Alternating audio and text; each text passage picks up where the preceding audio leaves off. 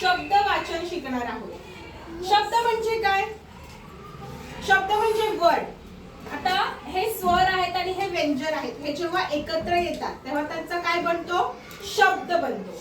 म्हणजे आता इंग्लिश मध्ये कसे लेटर्स एकत्र आले की वर्ड बनतात की नाही, 2 लेटर 3 लेटर वर्ड्स जसे बनतात, तसेच मराठीत सुद्धा स्वर व्यंजन हे जेव्हा एकत्र येतात तेव्हा त्यांचे पण काय होतात? शब्द बनतात।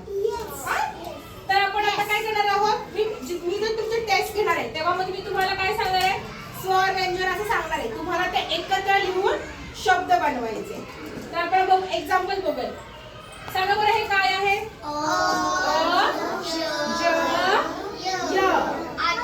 अजय। Very good, Ajay. मग हा काय आहे? 3 अक्षर एकत्र येऊन काय झालेलं आहे? त्याचा शब्द बनलेला आहे, अजय। आता हे वाचा बरं,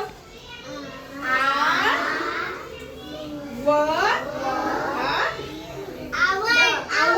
व्हेरी गुड विना, हे काय आहे? आवड। आणि लक्षात आता हे काय आहे?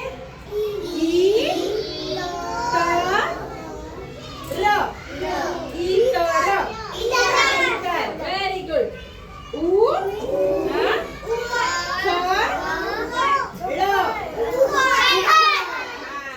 हे काय आहे? व्हेरी गुड, ऊन। हे काय आहे? Very good Ajita. तर हे सगळे काय आहेत? शब्द आहेत। हे काय आहे? कमळ।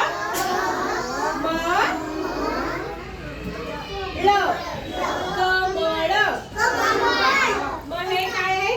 3 अक्षरी शब्द आहेत। ओके, आता आपल्याला हे सगळ्यांचे स्वर व्यंजन आपल्याला माहिती आहे, आपण हे रीडिंग करतो, त्याच्यावरूनच आपल्याला हे शब्द बनवायचे आहेत। ओके, म्हणजे ते जवळ जवळ लिहायचे आहेत, त्याचा मग काय बनतो? एक शब्द बनतो अक्षरांचा। कळलं? त्याला काय